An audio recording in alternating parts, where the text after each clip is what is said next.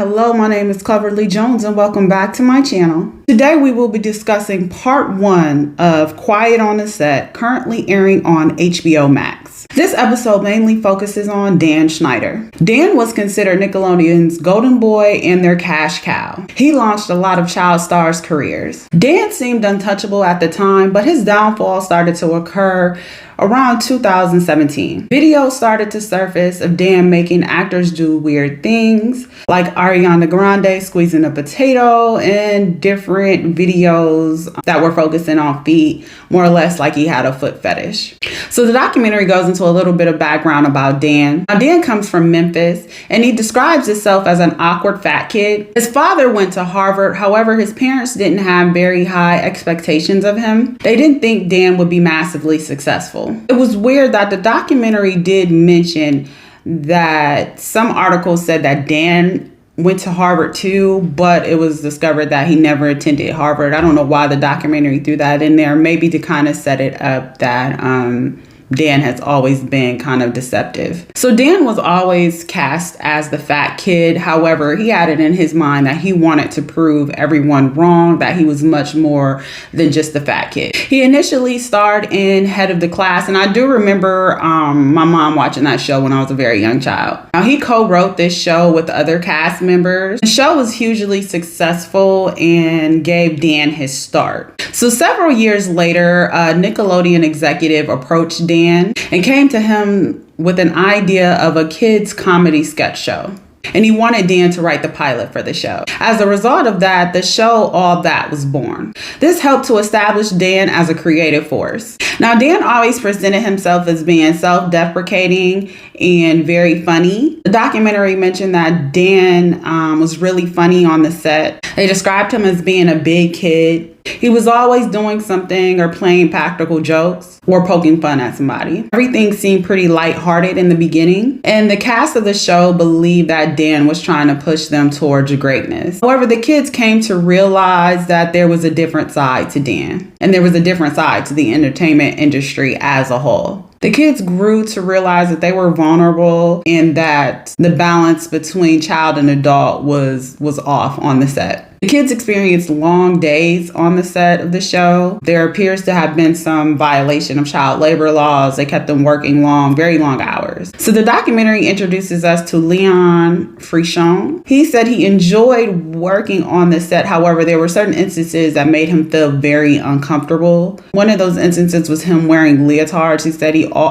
often had to wear leotards, and that made him feel uncomfortable. He was a young man growing into his body, so a leotard would be showcasing that, and that was something that he just wasn't comfortable with. One particular costume that Leon wasn't comfortable with was called Noseboy. To me, the outfit was very offensive and inappropriate for children. The sketch was essentially an adult-centered joke where he would shoot snot out, and so I think you kind of get the meaning behind the joke, but it was very adult driven. It shouldn't have been something that was for kids. It also, to me, was offensive because it had big noses everywhere on it, and he was an African American kid, so to me, with the big noses, there was also a hint of racism behind the costume. However, the cast members, when they felt uncomfortable, they did not feel that the environment was such as where they could speak out or say anything bad for fear of being fired. So we get to the Katrina Johnson show and her memories of what happened on the set. She remembered the producers had an issue with her gaining weight, and they called her parents and said, hey, we already have a fat one. She can't gain weight. And her parents was like, well, there's not much I can do about it. She's already taking dance classes 6 hours a day. She's eating healthy. I mean, what can we do?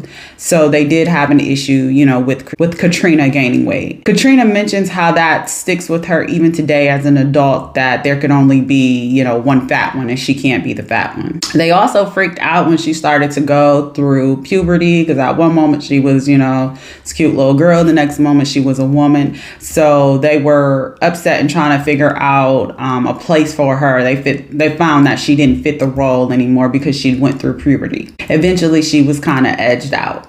This is where they began to talk about Amanda Bynes. Now, Amanda was discovered at the Laugh Factory. Katrina viewed her as just a younger version of herself. Dan Schneider saw Amanda and immediately liked her, and he wanted to make her a star. He recognized her talent right off the bat, and he wanted to put her on the sketch comedy show, All That. The documentary noted that Amanda was good at physical comedy. She was also known as the only person on the set who could make Dan laugh. Some of the cast members noted that when they went to school, Amanda wasn't actually there. So on the set, they were required to attend school, but Amanda would be somewhere with Dan, maybe writing scripts or going over ideas, but she didn't attend class very often. And the cast members on the set, they realized how close Amanda and Dan were. So the parents were supposed to be on the set, but mostly stayed out of everything. Some of the cast members believe Amanda's parents treated her like a wind-up doll, and they put a lot of pressure on her to perform. Amanda's father and Dan Schneider, they carefully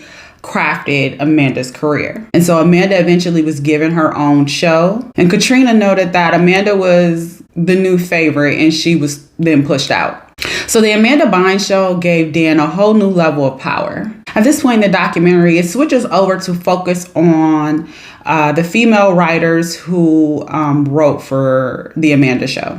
So the female writers had a very bad time working on the show. They actually described it as being in an abusive relationship. At the time, it was very hard for women to get a seat at the writer's table for comedy shows. The documentary goes on to describe the stories of Christy Stratton and Jenny Kilgen. Jenny was offered a staff writer position on the Amanda show. Christy was also offered the position. However, the caveat to it was they both had to share a salary, so they had to split their salary between each other. However, at the time, they didn't complain because it was so difficult for women to get their foot in the door. They viewed it as an opportunity, and maybe this would be something that would only occur for a year, and then they would get full salaries the next year. But again, they viewed it as getting their foot in the door, so they both took the roles.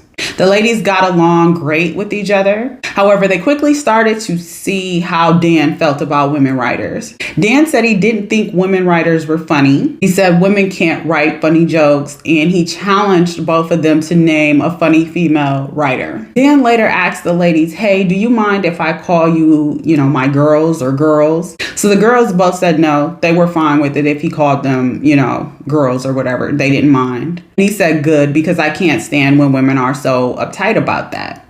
And so Jenny quickly realizes that she needs to be careful how she answers Dan, and she needs to make sure she provides him with the right answers. So Dan was very offensive, and he created a toxic work environment. He also had jokes that just weren't for children, although he had children doing these jokes and acting these roles out. And these were clearly adult-driven jokes. One such joke was the Penelope taint.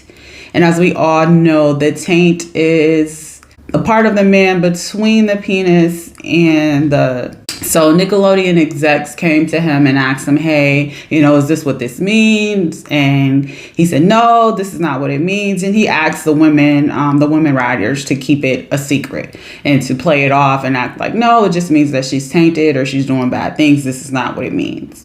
So at first, the female writers thought that Dan was fun, but he quickly became degrading. He would send them instant messages saying like, "Hey, scream that you're, an idiot or that you're a slut." And if they didn't do it, he would, continuously send them messages or scream and yell until they would yell this out. There was also another incident surrounding ice cream. Dan said he would give somebody $300 if they could eat 2 pints of ice cream within 30 minutes. Chrissy, being broke, raised her hand and said, "Hey, I'm willing to do it." She was only getting half her salary and she had bills to pay. So she was like, 2 pints of ice cream, what's that? I'll do it. However, she mentioned that she never got paid. She did it in the time requirements, but Dan never gave her the money. So on another occasion, Dan said, "Hey, I'll give somebody $30 if they kill this fly." It was a fly flying around the writer's room. And Christy made the joke, hey, make sure you pay up this time.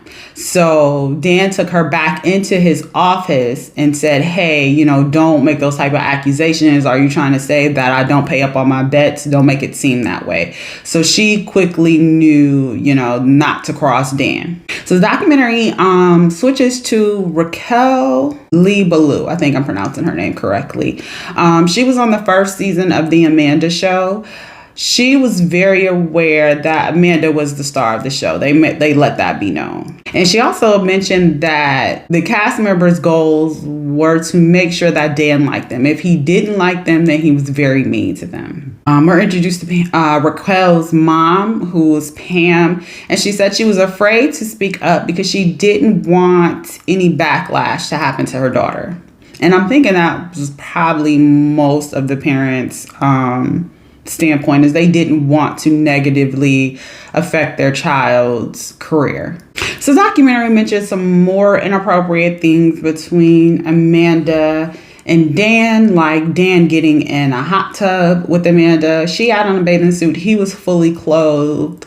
But it still is inappropriate for him to be in a hot tub with a young girl. Also, her giving him massages and stuff. So some of the cast said they thought it was innocent at the time, but looking back on it, they can see, how creepy it was and how inappropriate it was. So back to the writers. Dan called Jenny, asking her if she was conspiring against the company. This was because Jenny heard that they weren't allowed to make them split salaries, that it was against the Writers Guild. So she actually called and reported it, and it got back to him, but he didn't know who reported it. So he was made to pay them both their full salaries, but I think he suspected it was her. So that's why he called her and asked her, was she conspiring against the company? She also mentioned that her and Christy were made to do things that were extremely uncomfortable, and they saw a lot of things that were inappropriate, like Dan watching pornographic images while on his computer in the writing room, and also asking different women to massage him, like, hey, if you massage me, I'll put your joke in the script, or doing different things like that were completely inappropriate. So the ladies mentioned that Dan was always moody and yelled a lot. He ruined the vibe of the set whenever he was there. Christy says near the end, they all felt paranoid and very uncomfortable. Christy actually got fired. She said that Dan owned all their personal time, and she basically got fired because she was gone for 2 weekends. One weekend she went to go see a concert, and one evening she had friends over, and she was basically fired for that because Dan figured, hey, if you work for me, I own all your time. And then we get to season 2 of The Amanda Show. And he offered Jenny a bogus deal. He called her and told her that they would offer her a 16-week contract, but she was expected to work all 27 weeks. So that would be 11 weeks that she would work for free. And she accepted it at the time. However, she said she was only on season 2 set for 4 days before she just finally had enough of Dan and she quit. Jenny decided to sue Dan for gender discrimination and harassment, and she was successful, and they settled out of court. So that's basically what happened in part 1 of this show.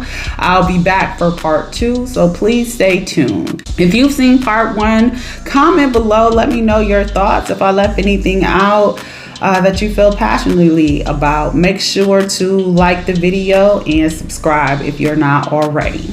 See you for the next one.